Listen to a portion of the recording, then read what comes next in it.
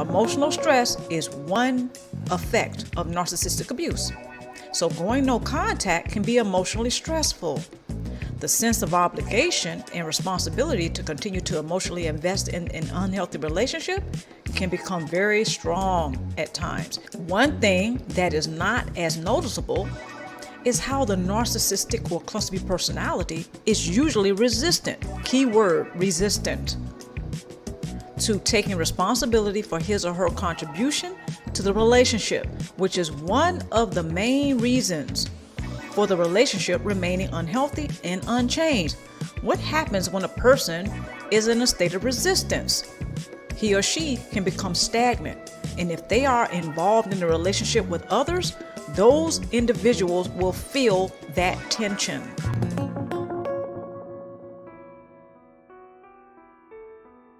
So today, we're going to dive into something really powerful, and for a lot of people, deeply personal.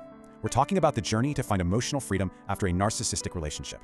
And let me tell you, it's not about some big dramatic Hollywood exit. It's about a quiet, internal shift that honestly changes everything. And this quote, man, it just nails the feeling, doesn't it? Freedom from a toxic situation, it's not this huge explosion. It's that first, quiet, deep breath you take after you realize you've been holding it for years. It's that slow realization that this massive weight you were carrying, it's finally starting to lift. So how do you even know you're on that path? How can you tell it's really happening? Well, it's probably not what you're thinking. The signs are super subtle, they're internal, but they are incredibly profound. They're the little clues that show you're not just physically out of there, but you're starting to get emotionally unhooked. Okay, so let's start with that quiet shift, the personal move away from all that chaos and toward a sense of peace you might have forgotten was even possible. This right here, this is the absolute core of it. Real freedom is when your emotional compass finally starts pointing back to you. It's that moment you stop living your life based on their moods and their needs, and you start asking, wait a minute, what do I need?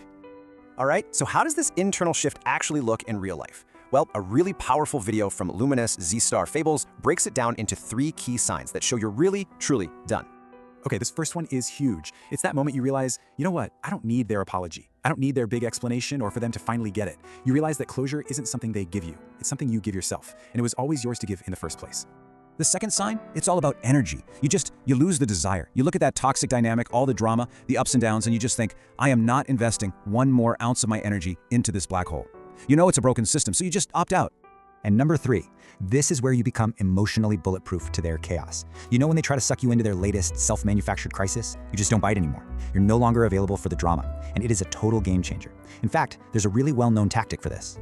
It's called the gray rock method. And honestly, it's as simple as it sounds. When they come at you trying to get a rise out of you, you just become, a boring gray rock. You give short, uninteresting answers, no emotion, nothing for them to latch onto. Eventually, they get bored and go look for their supplies somewhere else. Okay, so knowing the signs is one thing, but how do you actually stay the course when things get tough? Let's talk about 3 super simple, but really powerful mental tools to keep you focused. Think of these as your new personal mantras. First, remind yourself your life has its own purpose, and it is not to be a supporting character in their never-ending drama. Second, and you really gotta let this one sink in, you are not responsible for their well-being. That's their job, not yours. And finally, you make a conscious choice to just stop. Discontinue all emotional investment.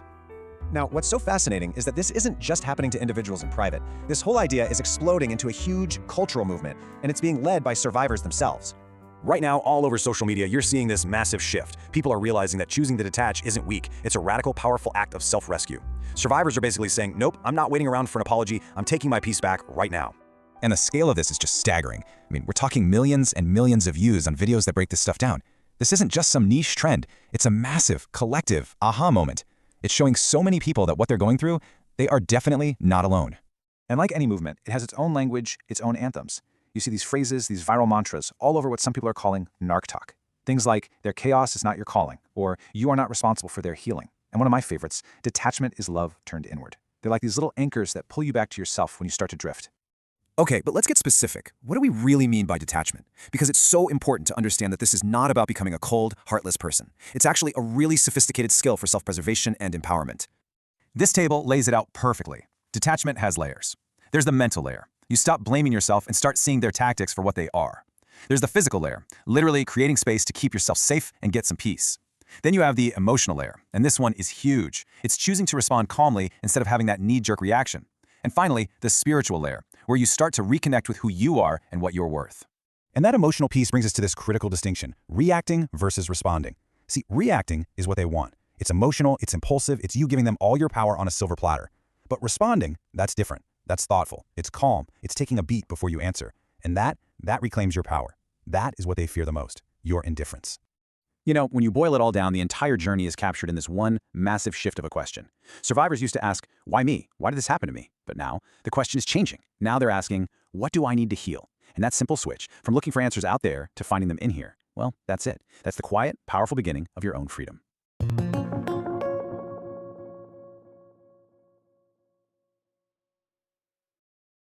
You ever find yourself in a relationship that just feels like a psychological maze? You know, one with no exit, where you're constantly trying to solve a puzzle that just makes absolutely no sense. Well, let's get into it, because today we're breaking down the escape plan from that exhausting, draining trap of a narcissistic relationship.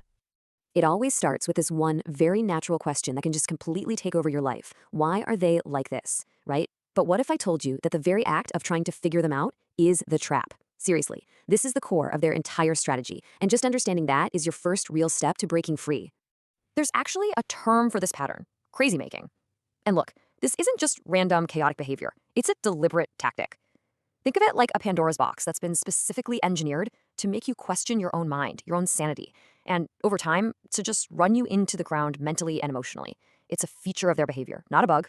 So here's the absolute key. They are not looking for a resolution. They're not trying to find a connection with you. Their one and only goal is something called narcissistic supply. And what is that? It's simple. It's your reaction, the drama, the chaos, your anger, your sadness. That's what they feed on. And trust me, they will get that supply by any means necessary, and they really don't care who gets hurt in the process. And this is why pleading with them, trying to negotiate, or just hoping they'll change is frankly a dead end. We're talking about behaviors that are part of a fixed, deeply ingrained personality disorder. And that means the behavior isn't going to change, no matter how much you might wish it would. They'll just wash their hands of any responsibility and tell themselves, hey, I'm good, you're the one with the problem. So what is it that makes these relationships so incredibly toxic? Well, it often boils down to this fundamental clash between two very, very different types of people. On one side, you've often got what's called a highly sensitive person, or an HSP. This is someone who feels things really deeply and genuinely seeks connection. And on the other side, you've got the narcissist, who, well, lacks empathy, can't regulate their own emotions, and is only seeking that supply. While the HSP is amazing at building relationships, the narcissist is often really skilled at acquiring stuff, houses, cars, money, all while their personal life is a complete and utter disaster.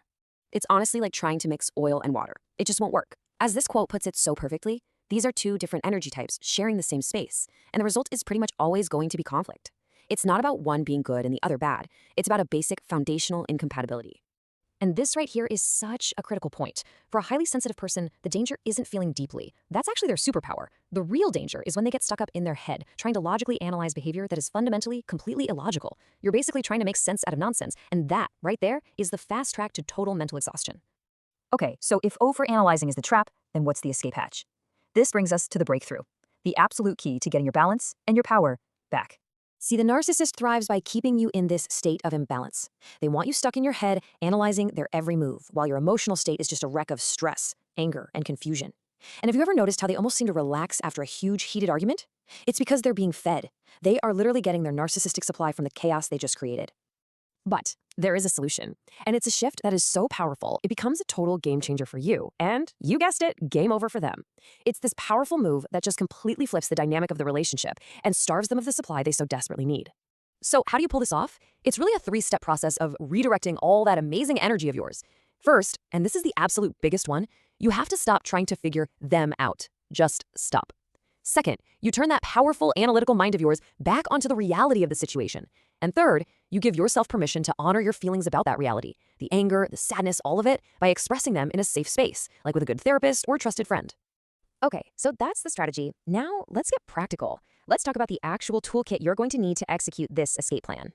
Your toolkit is all about one thing: self-preservation. This becomes your new #1 priority. It means finding that safe support system where you can actually process what's happening. It means consciously combining your critical thinking about the situation with your emotional response to it. So here's the big shift. You take the spotlight off their crazy-making motives and you shine it directly onto your own health and your own well-being. And here's why this is game over for them. When you finally achieve this balance of thinking critically for yourself while honoring your own feelings, you are no longer a source of supply. The narcissist has nothing to work with. The chaos engine they built to power themselves up, it just runs out of fuel. You've effectively put them in checkmate. Executing the escape plan, that's a huge step. But what comes next? Let's talk about the final phase, which is often the most challenging one: building a new life after you've gone no contact. It is so important to understand that going no contact is not like a normal breakup, not at all. It's a complete and total change of reality. You're literally moving from one world into a totally different one. And that transition, it can feel overwhelming, even intimidating. It's a real transformation that takes time and a lot of conscious adjustment. So, to really thrive in this new reality, there are 3 key adjustments. First, you have to take off the rose-colored glasses for good and see that person for exactly who they are and what they represent. Second, you have to consciously decide how you want to exist now as someone who no longer invests in this kind of dysfunction. And finally, you have to take the time to reconnect with yourself. So many people in these situations have a bit of an identity crisis because they've been so wrapped up in the other person's world. And that's really the ultimate question this whole journey leads to, isn't it? After you've escaped the trap, after the chaos has settled, and after you've stopped trying to make sense of their story, you're left with the most important project of all, discovering and building your own.